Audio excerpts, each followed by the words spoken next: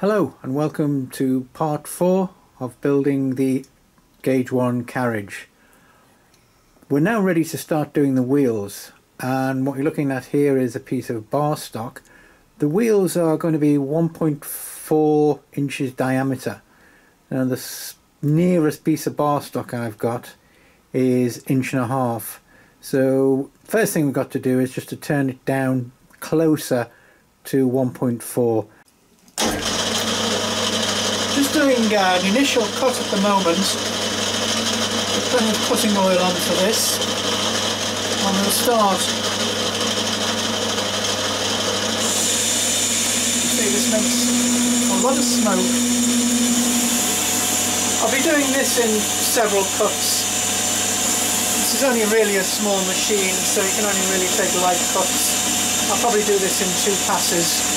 This will just get it down to a more of a working size diameter, and I shall cut these off in blanks to then begin to shape the wheels in earnest.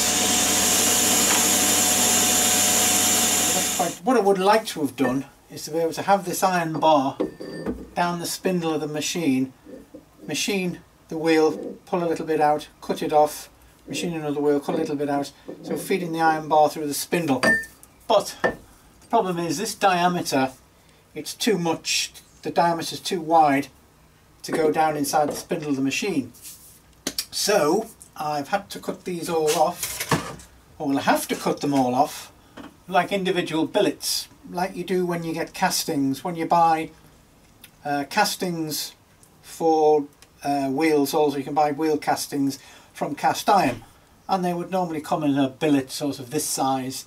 So this is the way we're going to have to work. We're going to have to do it this way, is to slice a piece off, put it in the chuck, and then machine it, which is what we're going to do now. So I've got this turned down to within about 20 thou of the outside diameter for what we need.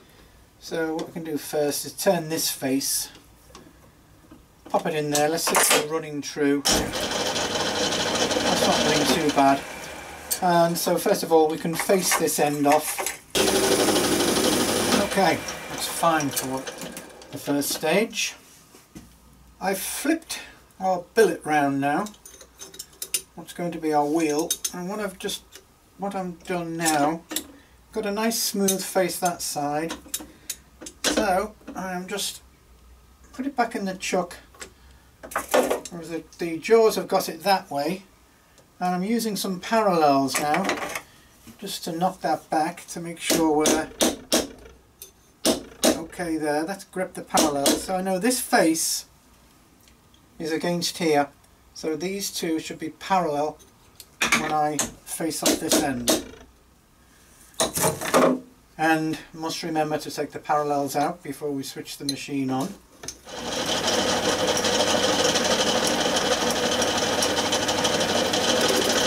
Again, because it's an uneven surface, come in with the cutter very, very gently.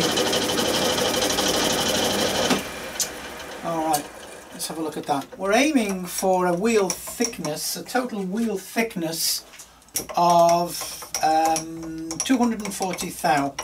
So when I sliced this billet off, I gave myself a good 100 thou, almost 1/8 of an inch of meat on it to give me enough to hold it, and also enough material there to machine it down, ready for a 3/16 reamer or 187 thou reamer to go through here. This is what the axles will be mounted on, so we can just go through here now just to ream this out. So this is going to form the basis of what everything else is going to be concentric, everything else is going to be built around. So let's put a little tiny drop of oil on, and we can ream through on here.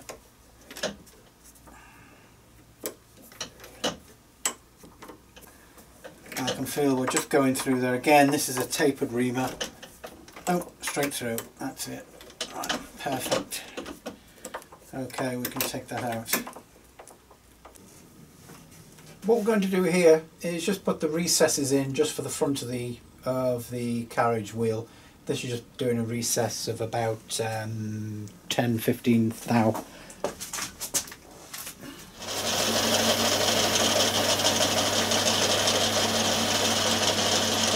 Let me just check that dimension, see what that needs to be.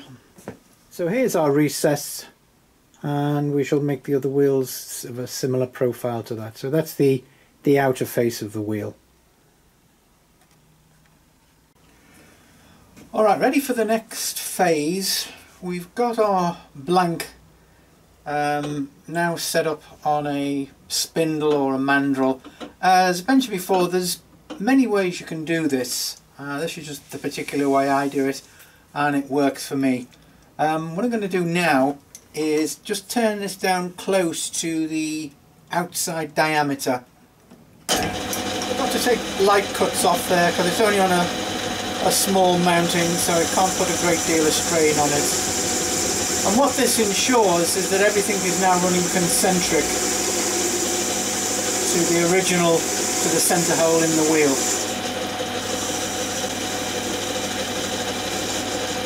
Okay, that's about 20 thou off our final outside diameter, so that's okay for now. This is just gives it a bit of shape.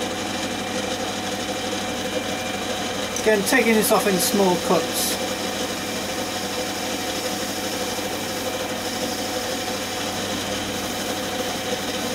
And the centre washer there just acts as a guide for how far in we're going.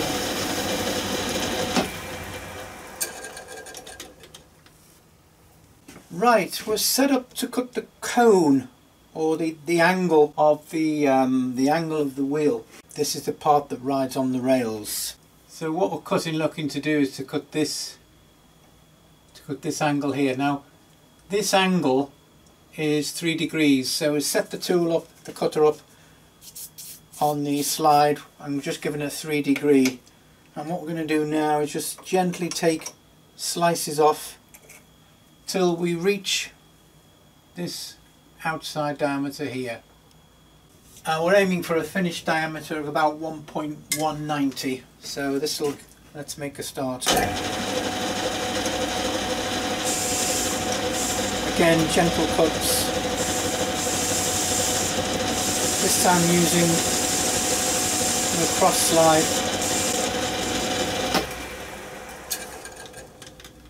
And the depth we need to go to, again using this one as a template, we need to go to a depth of, let me just double check. Running on this spindle with the centre hole, everything is concentric.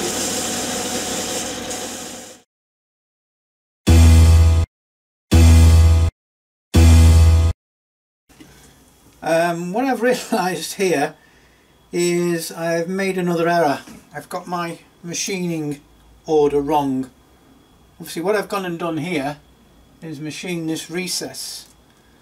Now obviously I've machined this recess too deep. What I should have done first is machine this cone first and then do the recess. So we've got to do a little bit of recovery work to get this back on course. And there is my error staring me in the face. So I've put this recess on too soon.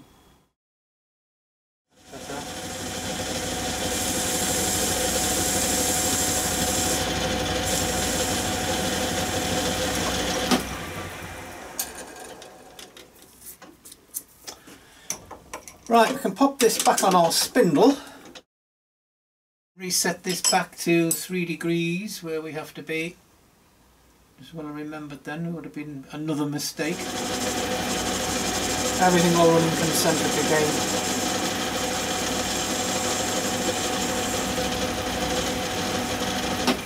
Check the measurements.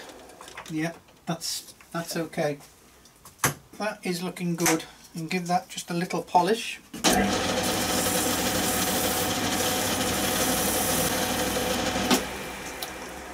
Right, we can set up again to do our recess. Okay, managed to pull that one out the fire. and we can say finish off now, put this recess back on. So let's pick up a cut, make contact. I'm just going in just up to the shoulder of that nut, and I can just hear it start. That's to know the distance I'm working to. Good. These are quite critical. I mean, it's okay generally running along on the track, not too important, but where you'll notice any problems with dimensions not being quite right is when you're going over points. The wheel will probably jump the points or whatever, and that's usually because these dimensions are wrong. Generally they tend to be oversized, and you'll tend to find it won't ride the points properly and you'll get a derailment. Ready to just bring this down now to its final dimension for this flange. So I've got a little bit of meat on there. It needs to take about 15 thou off that just to get that to the right depth. Alright, there we are. All that remains to do now is just got to put a slight profile on this flange. At the moment it just needs a slight profile on the side and a slight profile here. And the best way I have found to do this is the old-fashioned method. Gently bring in a slight radius on here. Looking okay. We'll give this a quick final polish. There are many other ways, I guess, to do this, and people will find other ways. So we can take that out and have a final look at it. Well, here's our finished wheel. All complete. And all ready. So all we need to do now is we've just got another 23 to make. So that's the next job. But certainly we've got one made, and that's the starting point there.